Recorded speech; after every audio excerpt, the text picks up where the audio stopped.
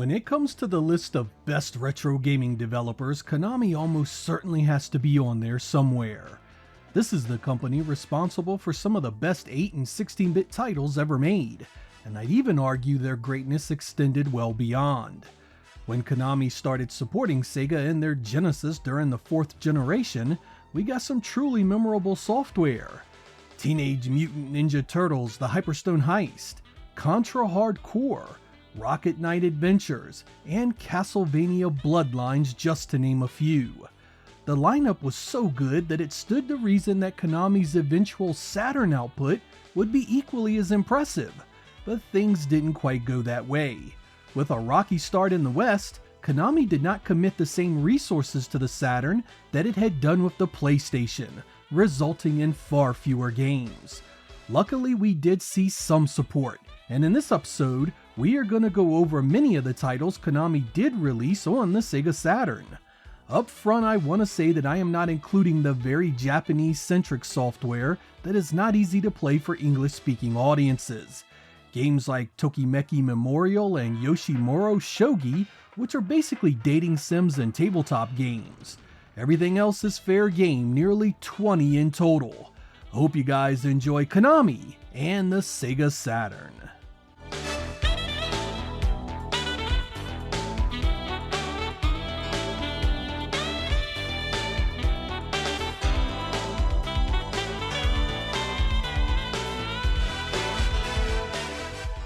In May of 1995, Konami released Gokujo Parodius Da Deluxe Pack, a compilation of the second and third games in that series. These are often referred to as cute-em-ups, or shoot-em-ups with lighthearted or comical elements. This continues the tradition of using Konami's other horizontally scrolling franchises in this genre as a basis and then building around them. Don't be fooled by that colorful and silly veneer. These are still challenging games that need practice and patience to defeat. A number of PAL regions received the game as simply Parodius, but North America was completely ignored.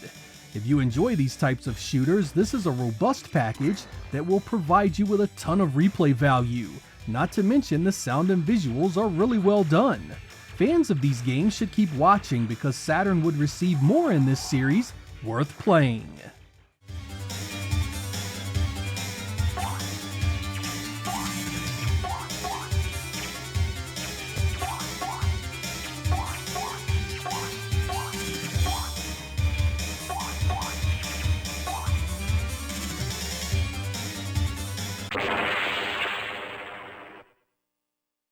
Released in July of 1995 was the Japanese-only Powerful Pro Baseball 95, an entry into the popular series that originated on the Super Famicom.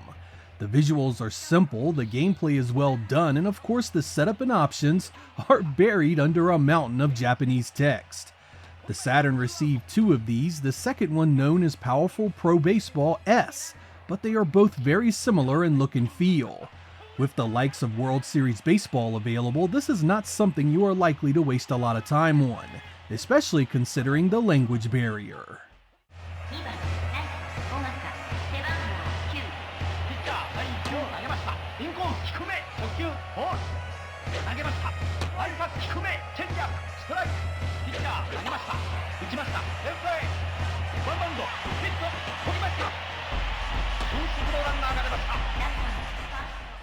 There was also some vertically scrolling love given to the Saturn with Daytona TwinBee Yahoo Deluxe Pack, a compilation of the second and third TwinBee arcade releases that dropped onto the Saturn in September of 1995. TwinBee started as a home series but quickly expanded to coin-op releases with some pretty impressive graphics and animation. While you may be tempted to assume it's just more of the Parodius series, this actually has its own unique art style and feel to its gameplay. You have both a straight shot that hits enemies in the air and a bomb that attacks your foes on the ground. This particular package never left Japan and isn't held in high regard among purists because it lacks a true vertical orientation mode. I honestly feel it's a fair set of games and worth picking up if you are into these types of shooters.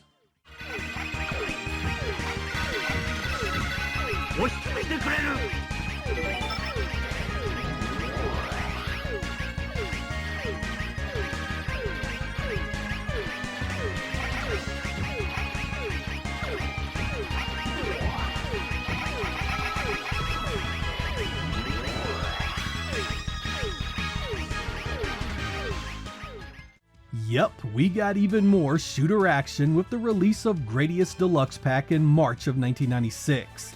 This included the first 2 games in the series, a couple of arcade classics that helped define the shoot-'em-up genre. There's nothing here you haven't seen before, but the Saturn ports are solid looking in terms of animation and color. The choose-your-own power-up system was always fun, and who can forget that glorious music. I enjoyed these games over the years, and it was nice to get them both together in one package. Pretty much all of Konami's shooters were based on the games seen here to some extent. It's a shame Part 3 wasn't included, but it's still a good package regardless.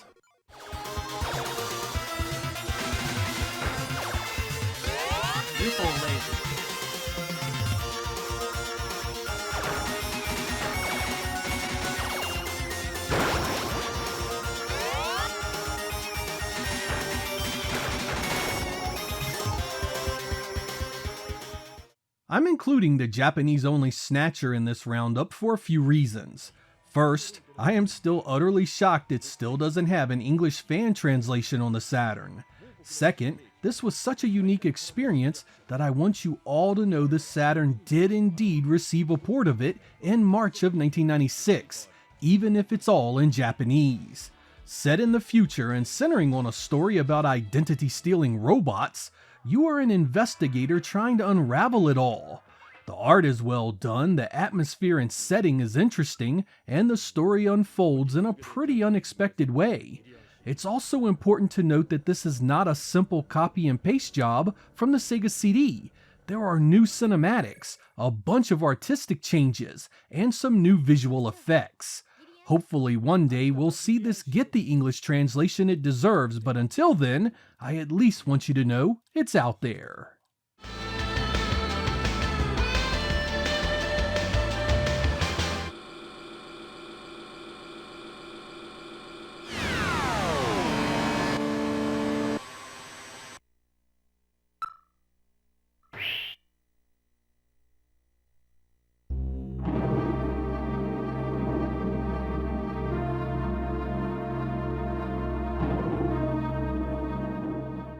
On the opposite end of the spectrum is Policenauts, a September 1996 release that, like Snatcher, was also Japanese only, but this one has received an English fan translation. And that is so awesome because Policenauts is a top-tier adventure game. This is set in the future as well, with you taking control of a private investigator who gets wrapped up in a grand conspiracy and sees your wife get killed and drags your past life back up as a police officer on the planet's first space colony. A larger conspiracy unfolds and past secrets are revealed. Like Snatcher, the art and atmosphere hooks you from the start, and the characters glue you to your seat the entire adventure. It's built more for the folks that enjoy story over Twitch gameplay mechanics, but it's still something every person should try. 金目当ての誘拐ではなさそうだ。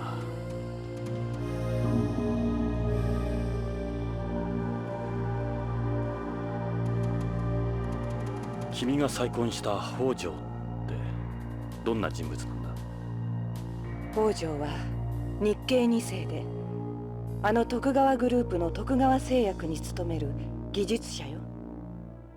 生真面目で勤勉で、とても悪いことなんかできない人。Konami also had a US exclusive baseball game called Bottom of the Ninth, released in October of 1996. This is a port of the PlayStation version that turned out to be a bitter pill. While the outfield gameplay does become quite functional and its visuals decent looking, the player models are chunky and unappealing, plus the batting never feels truly fun. It also lacks the real MLB teams, which is strange because it has the real players. Overall, it sort of falls into the same category as the powerful Pro Baseball series from Konami. When you have World Series Baseball from Sega, this just ain't worth your time. One strike. Strike two. 0-2. A hard line drive to right.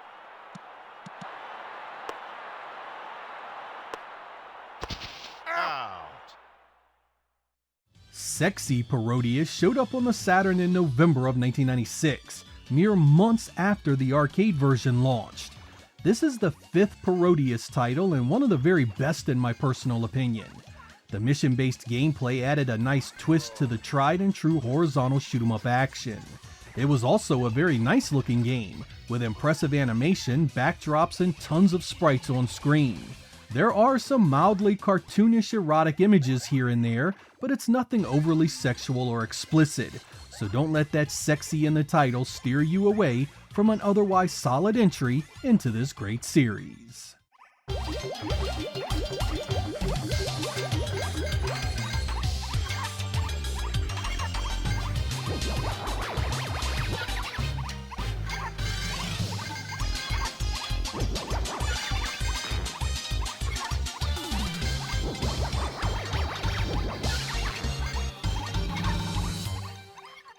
The final Parodius to hit the Saturn landed in December of 1996. Jikkyou Oshaberi Parodius Forever With Me was actually the 4th in the overall series. This one was cool for a number of reasons, including characters you could use from other series like TwinBee and Castlevania, and an extra mode that mixed up the enemy formations. Again, you get the great detail and animation the series was known for, as well as some screen-filling boss encounters. I must say there isn't a stinker among any of these Parodius offerings, and it was cool seeing them come home so close to the originals.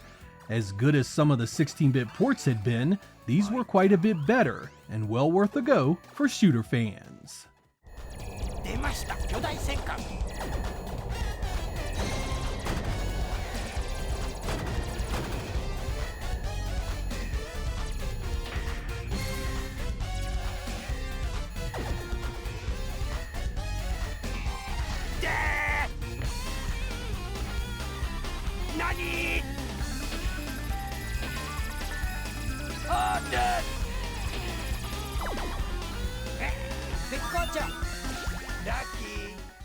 Crypt Killer, released in March of 1997, is a funny one. This gun game originated on PlayStation hardware, and its conversion over to the Saturn resulted in one heck of an ugly port visually. It's pixelated, the textures are low resolution, and it genuinely just has an off-putting presentation. But for as ugly as it is, it's actually fairly fun to play. There's all kinds of mummies, spiders, piranha, and other creepy crawlies to shoot, and it supports 2 players. A lot of people are so turned off by the visuals and camera movement, they just don't give it a second chance. But I didn't hate this one. It's simple fun that could have been a lot better, but far from something I'd label terrible.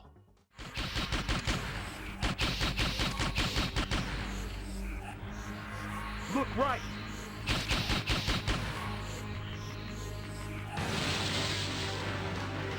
Whoa!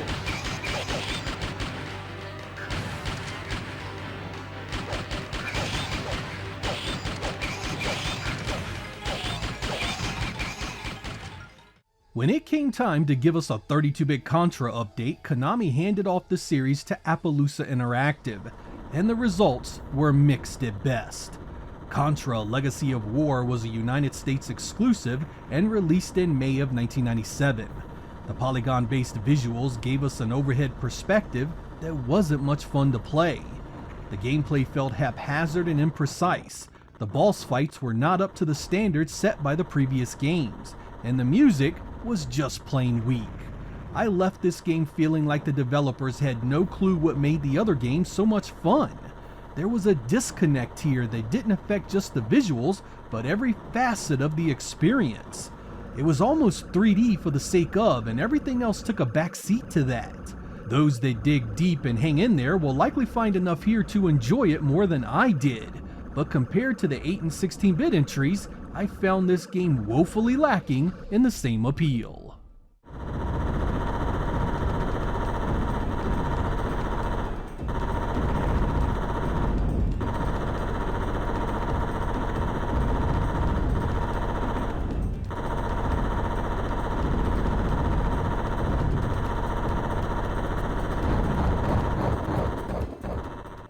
If you thought we were done with the shoot 'em up genre, think again, because the Saturn also got Salamander Deluxe Pack in June of 1997.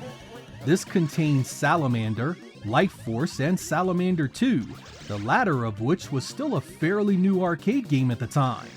I was introduced to this series on the Nintendo Entertainment System, and then discovered the regional differences later on, coming to appreciate all three of them quite a bit.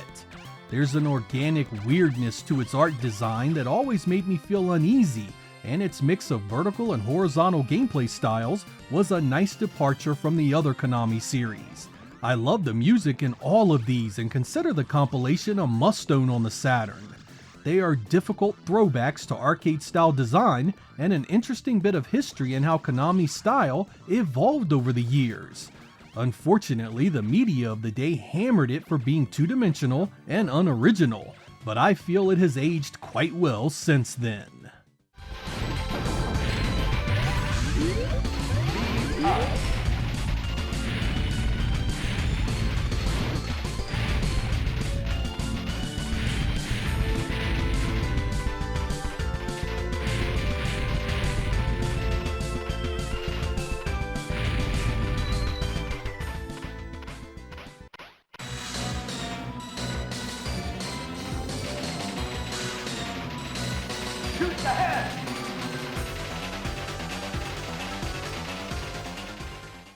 Vandal Hearts came out in November of 1997, a year after the PlayStation version in Japan, and unfortunately, that's where it stayed. This is a turn-based strategy RPG similar to Shining Force 3, though it doubles down on the story and combat heavily.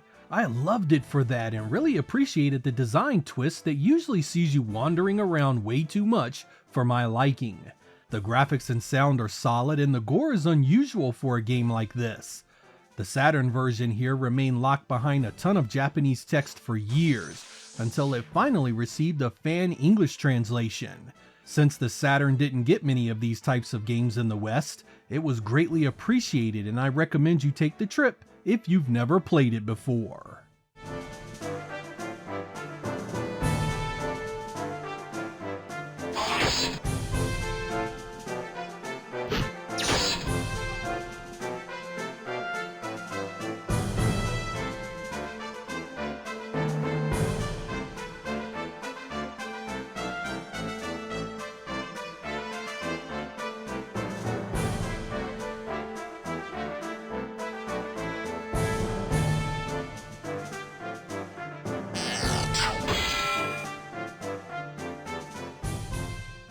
While the Saturn never received a game in the International Superstar Soccer lineup, it did get J.League Jikkyou No Striker, a February 1998 soccer entry that looks and plays really nice. It's smooth, the polygon players have great animation, and the VDP2 drawn field looks fantastic. Like many sports games in Japan, it unfortunately has an ocean of Japanese text to deal with. There are a number of well-made Saturn titles that released in the West for the Saturn, so I'm not sure how much interest there'll be for this one. For what it's worth, it's rather awesome and worth a look for fans of the genre. 逆サイドへ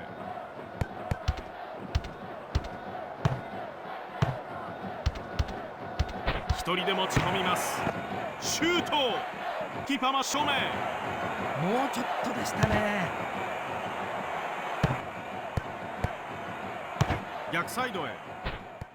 Late in the Saturn's life, June of 1998 to be exact, it got a port of Castlevania Symphony of the Night. Released only in Japan, it appeared there under Devil Castle Dracula X Nocturne in the Moonlight. Most of you know the story from there. This was developed hastily by one of Konami's B teams and released at a budget price.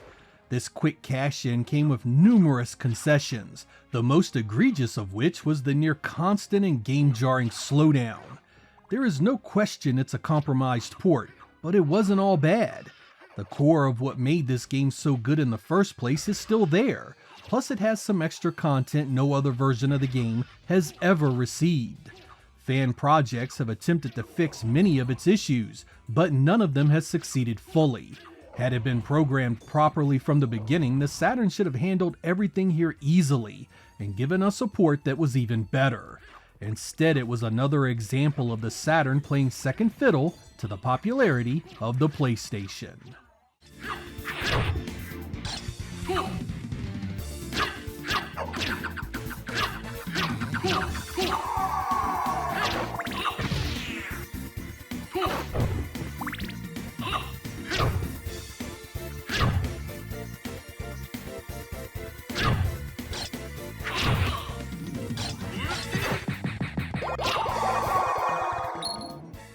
Konami Antiques MSX Collection Ultra Pack was a compilation of 30 titles from the venerable Japanese computer system, the MSX, and originally released in July of 1998.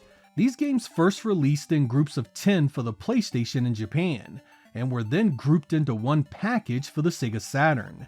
These are a nice curiosity for those that have never seen these games, but they are also quite tough to go back to because of their archaic nature.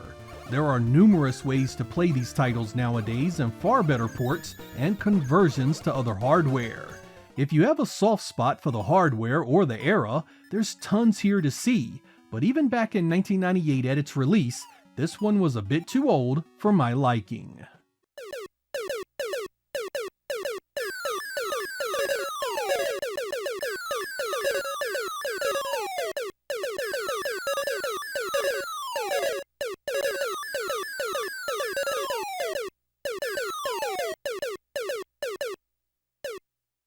Our last Konami game for the Saturn was Genso Suikoden, a port of the PlayStation original that showed up nearly 3 years after that game in September of 1998.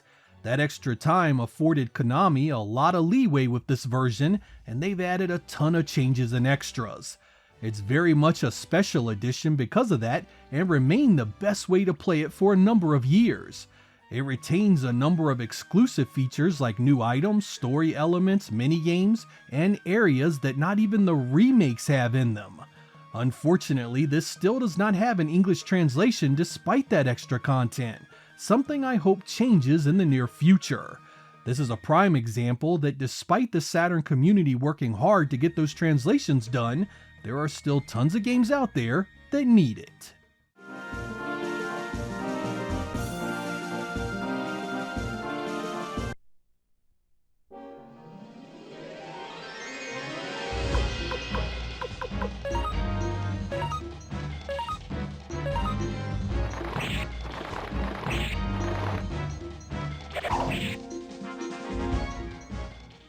It's funny going back and playing these games back to back for my Saturn. While a number of the compilations were appreciated and still hold up well, I was quickly reminded that as far as new experiences, Konami really fell short on the Saturn. Games like Contra were a disappointment, and the best games they made for the PlayStation, like Metal Gear Solid and Silent Hill, were completely missing. Even worse, if you look at the games Konami actually released outside of Japan, it's so much worse. A lot of that boiled down to the Saturn sales performance and ultimately the announcement that the Dreamcast would be replacing it. Around that time, Konami had a number of Saturn projects in development. Games like International Track and Field were slated for release on the Saturn, but cancelled once it became clear Sega was moving on. And that's really the larger story here. We likely would have received so much more from Konami had Dreamcast not showed up so quickly in Japan, and if the Saturn had moved a few more units of hardware in North America and Europe. What we are left with is a bittersweet reminder of Konami's 8 and 16-bit greatness, and little else. I'm Sega Lord X. Thank you guys for watching, and I will catch you next time.